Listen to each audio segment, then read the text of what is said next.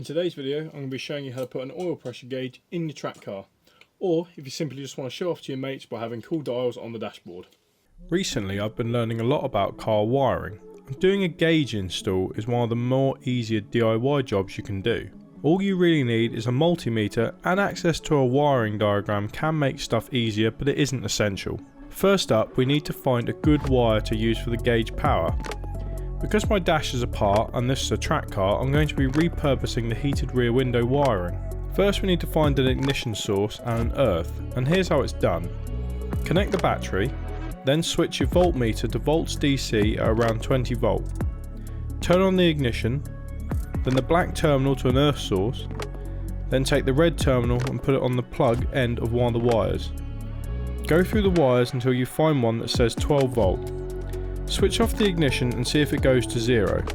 This is the wire you want to cut or splice into if you are repurposing the switch. Make sure to always disconnect the battery before doing any wiring work. I cut the wires and wrap them around to do a test run on the ignition, and it lights up so we know it works. However, I'm not using the lights as I don't like the blue and this car won't be used at night. Right then guys, so once you've removed the oil pressure switch from your car, there's a few things you need to work out. Now on the particular MK6 Fiesta that I've got, I'm basically going to need an adapter to allow me to go from this oil pressure switch to the thing that allows the gauge to work, which is one of these, which is an oil pressure sensor sender unit. Now you could get one of these that goes into the block, but the issue, you've got two issues. One is clearance and space, which there isn't a lot of down there, and second of all, if you don't put this oil switch back in position, you're going to get an oil light and potentially maybe even an engine light depending on what sort of car you've got. So what you need to do is invest in one of these adapters here.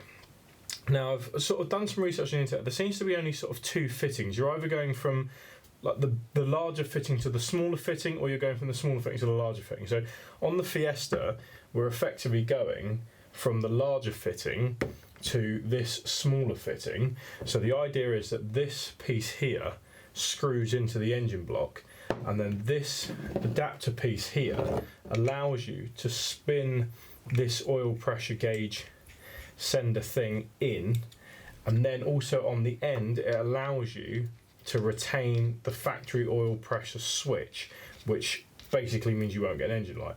So that's what you need to invest in, and really we've just got to attach this to the car, and then we'll be able to run the oil pressure gauge off this and plug the oil pressure switch in, and well, that should be how the gauge works. So let's go plug this in and find out. So it's time to focus our attention on the oil pressure switch and sender itself. On this 1.6 TDCi, the oil switch is down by the dipstick. 22mm socket, and it comes off. Links to these parts are in the description.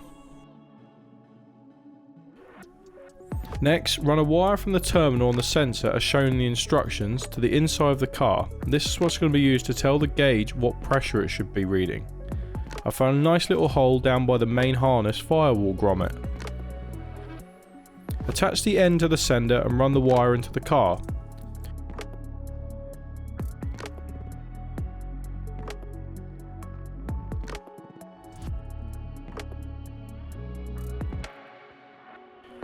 I'm just doing a quick test by lightly wrapping the wires onto the terminals. And as you can see, the gauge works with the oil pressure.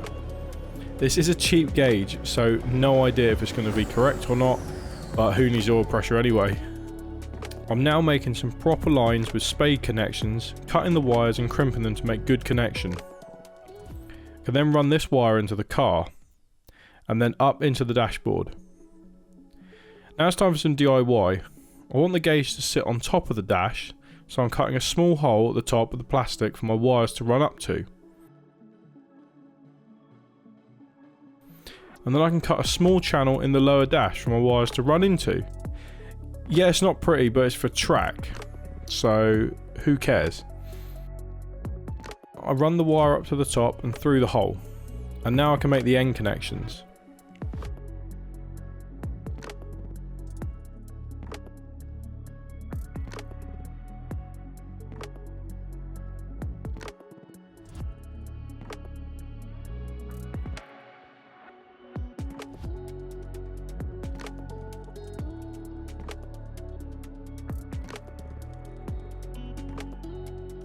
I need to extend my wiring loom for the earth and power leads. Now look, I'm not an expert soldering iron user, so cut me some slack, okay? You can't see the wires behind the dash, so shh. Here's the 2 wires all connected. These run up to the top, and then I can make end connections for them too.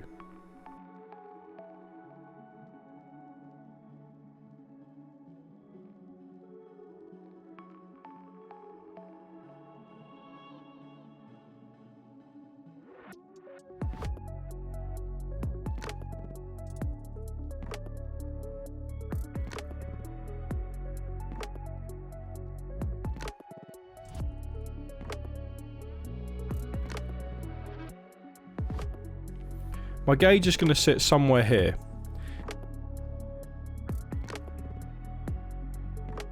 So I've bought some 52mm gauge pods. I want them to sit here, and after fighting for 20 mins with the screws, I got it to sit nicely, and then I was able to bolt it into place.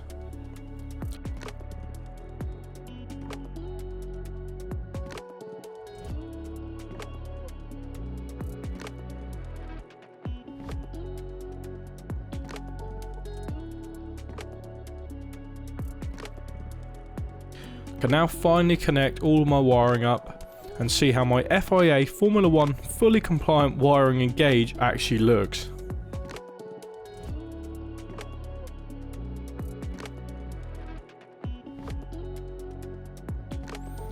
And nice, this is going to provide massive amounts of street cred when I'm driving past people that don't even know it's a Fiesta.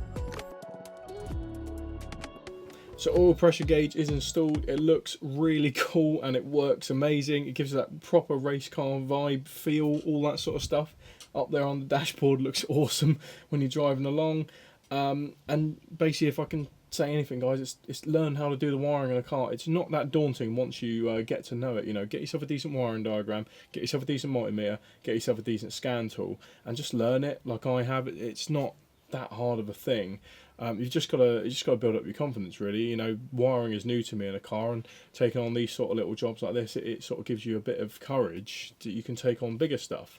But yeah, it brings us to the end of the video. Hope you've enjoyed it. Hope you've sort of learned something about installing oil pressure gauges. The only thing I really need to do is sort of tidy the wiring up and all that sort of stuff and make it look good and safe.